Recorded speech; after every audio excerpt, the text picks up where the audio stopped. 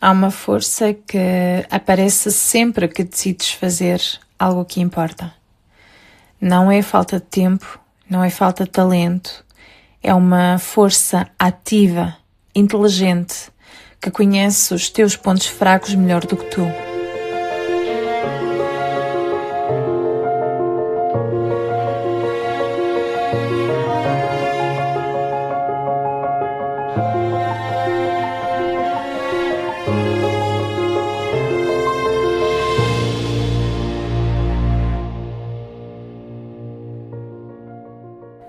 Pressfield chama-lhe resistência e eu chamo-lhe o inimigo que vive dentro de casa.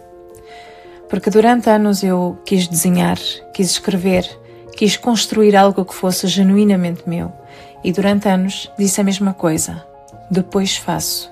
Havia uma intenção verdadeira por trás daquelas palavras, mas o depois nunca chegava e eu não percebia porquê. Não parecia fuga, era como uma espécie de responsabilidade. Havia sempre algo mais urgente, mais concreto, mais justificável e quando finalmente havia espaço, já não havia energia, já não havia vontade, já não havia o que pulsava dentro de mim no momento em que a ideia apareceu. E assim, o desenho, a escrita, as ideias ficaram à espera de um momento que eu continuava a adiar sem perceber que era eu a adiá-lo.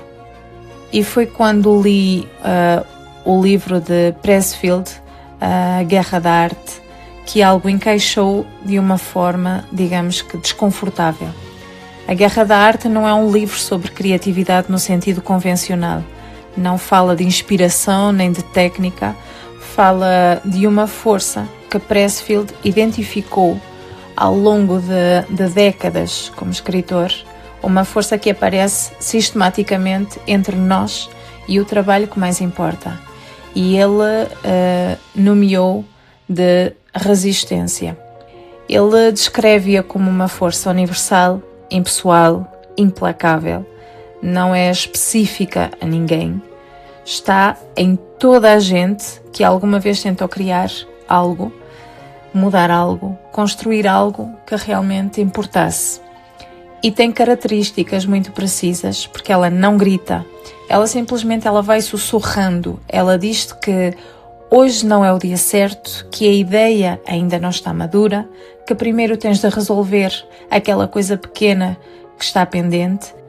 E nós ouvimos essa força porque soa completamente razoável, porque parece responsabilidade, porque parece bom senso. Isso é exatamente o que a torna perigosa. Mas o que Pressfield diz, e que é impossível tirar da cabeça depois de ler, é que a resistência é proporcional ao que realmente importa. Quanto mais essencial é algo para ti, mais forte ela aparece. Não aparece antes de lavar uma louça, não aparece antes de responder a mensagens, ela aparece antes daquilo que é genuinamente teu, antes do desenho, antes da escrita, antes do projeto que carregas há anos sem nunca começar. E isso muda tudo porque a resistência é maior onde a coisa importa mais.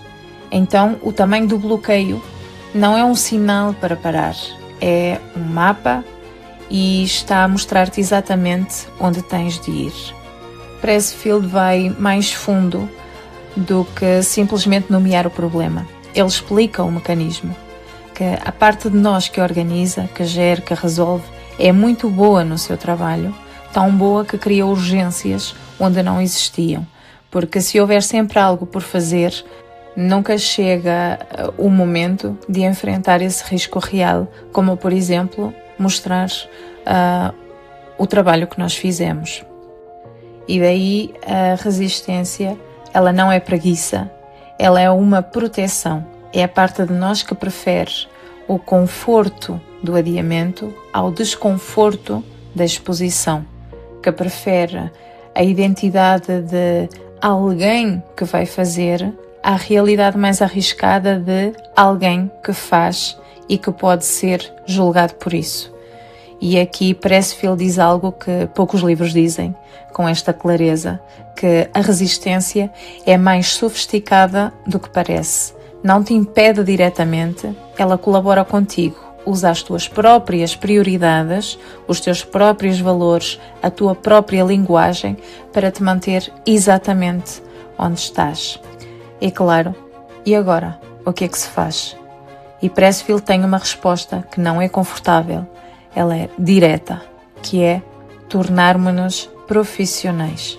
Não no sentido de ganhar dinheiro, mas no sentido de aparecer, de nos colocarmos ao trabalho, de fazer, independentemente do estado de espírito, das condições e do resultado. Porque ele diz, o amador espera sentir-se pronto, o profissional começa sem sentir. O amador deixa que a resistência decida quando é o momento certo. O profissional sabe que o momento certo não existe e senta-se de qualquer forma. Abre, começa todos os dias, mesmo quando não apetece, especialmente quando não apetece. Não porque seja fácil, mas porque a alternativa a outro ano a dizer depois faço, já sabemos onde é que isso nos leva, que é a parte nenhuma. E hoje sei que o depois faço era a resistência a trabalhar, por isso eu não te pergunto se tens tempo para começar, mas pergunto-te em que parte da tua vida a resistência está a ganhar.